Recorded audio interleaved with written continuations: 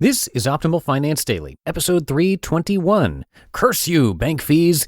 How to Never Pay Sneaky Bank Fees Again by Sam of FinancialSamurai.com. And hi, everybody. Welcome to a brand new week here on Optimal Finance Daily. I am Dan, the guy who is here each Monday through Friday reading to you from some of the best personal finance blogs on the planet. And as always, I'd like to remind you that you can share your ideas with us. Maybe you have an idea, a topic you'd like to see us cover. Just swing by oldpodcast.com and share it with us. Maybe we'll find a way to incorporate it into a future episode. Now, today's post is from Sam of FinancialSamurai.com. But before we get into that content, we have a spreadsheet that goes along really well with this particular article. And you can get that for free along with other gifts just by signing up for our mailing list at oldpodcast.com. All of our spreadsheet tools will be sent to you automatically, and I will tell you a little more about that at the end of the episode. So for now, let's get right to the post as we optimize your life. Curse you, bank fees! How to Never Pay Sneaky Bank Fees Again by Sam of FinancialSamurai.com.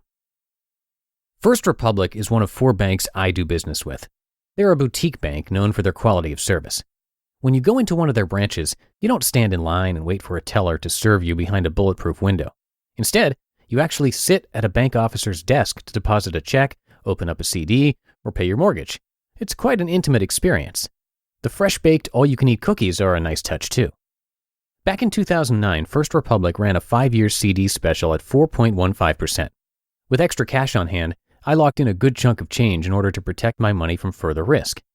In retrospect, I should have dumped everything in the stock markets, but I've been following my system of allocating 30% of all savings in long-duration CDs since 1999, and it's worked out well through the previous downturns, so there was no desire to change.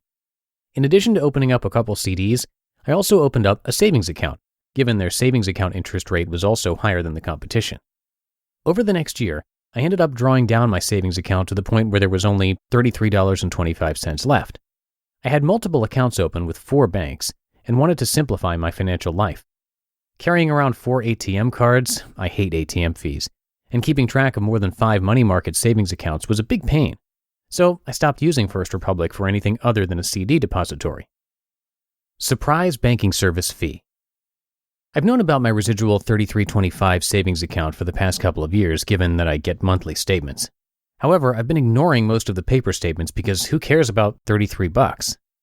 I check my CD accounts online once every quarter when interest is paid, and that's about it.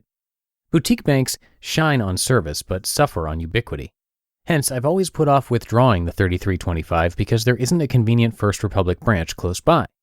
The beginning of the year is always a good time to make adjustments to our finances, so I decided to finally close my First Republic savings account and withdraw my money. When I opened up my January 2013 statement, I was shocked to see that there was only $8.25 left. What the duck? Where'd my $33.25 go? Turns out I was debited a $25 monthly service fee, which accounts for 75% of my entire balance. Apparently, as of January 2013, First Republic instituted a monthly $25 service fee for savings and money market accounts with balances below $5,000. News to me. And here's the kicker. I logged into my personal capital account, which tracks all my accounts in real time, and the balance for this particular account showed 0. How could I have 0 when at least my paper statement showed $8.25? Perhaps something was wrong with the software at the moment. I finally drove over to the nearest First Republic bank branch to ask the teller to explain what was going on. The simple answer was that First Republic debited my account another $25 in February, bringing my latest $8.25 January balance to a negative $16.75 as of March 1st. I wasn't mad, I was laughing inside. If you open up a $1,000 savings account one day, you would end up with a $0 balance in just 3 years and 4 months thanks to the monthly service fee. I politely asked the bank rep to reverse the fees, and he obliged, as I knew he would. Clearly, First Republic is spring cleaning as well and wants to focus on wealthier clientele. Pay attention to your money. I admit that paying this bank fee was my fault since I threw away most of the statements into the recycling bin. There were heads-up notifications in fine print, apparently, but I failed to look closely enough. I just assumed no bank would impose such an expensive fee, given all the uproar Bank of America had when it tried to institute a $5 monthly debit card usage fee last year.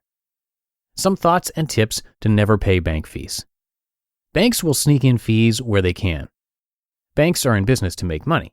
If you don't have a lot of money, they can't make a lot of money off you. As a result, the only way they can make money is through service fees such as a wire transfer fee, debit card fee, ATM fee, account maintenance fee, dormant account fee, overdraft fee, excess transfer fee, and many more. It's up to you to be aware of the fees and proceed accordingly. Ask for a refund as soon as possible. Banks are surprisingly lenient on such fees because they know they are pretty egregious. They don't want to lose you as a customer no matter how small your account, nor do they want to have negative publicity. Just as it's relatively easy to get a credit card late fee waived, you should also be able to waive a random fee if you ask early enough. Even if you catch the fee months down the road, you should be able to get your account credited. Banks are counting on you to not notice. Let's say a bank has 1 million customers who get a 6-month warning that a $25 monthly service fee will begin. Chances are high that at least 10% will not even bother to move their money. That's a nice $2.5 million in incremental fees right there. Let's say half of the 10% dispute the fee. There's still an extra $1.25 million in incremental revenue a bank gets to pocket. Read your monthly statements and ask for a refund. Retailers also count on you to lose or forget your gift cards too, so don't forget to use them. Track your accounts online. Because I have around 30 financial accounts, I only focus on the larger accounts, and those accounts which have constant transactions such as checking and money markets. Just looking at the zero on the consolidated account list of my Personal Capital homepage told me something was wrong. As a result, I got my $33.25 back and a couple chocolate chip cookies to boot. You just listened to the post titled, "Curse You, Bank Fees!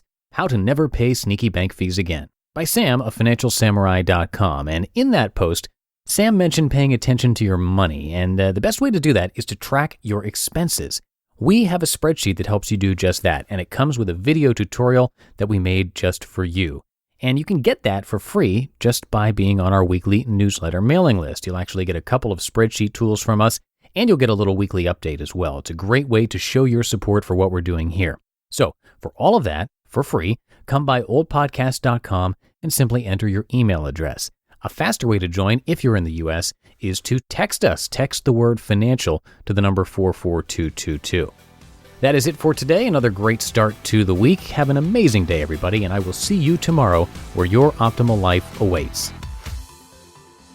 Hello, Life Optimizer. This is Justin Malik, creator and producer of this podcast, but also Optimal Living Daily, the show where I read to you from even more blogs covering finance, productivity, minimalism, personal development, and more from incredible bloggers like Derek Sivers, Zen Habits, Mark and Angel, The Minimalists, and all the ones you hear on this show too.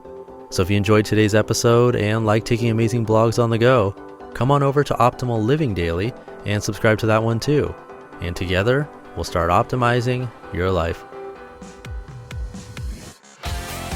You've been listening to Optimal Finance Daily. Be sure to hit the subscribe button to stay up to date on each new episode and head to oldpodcast.com. That's OLDpodcast.com for a free gift as well as more actionable tips and resources to help you maximize your potential.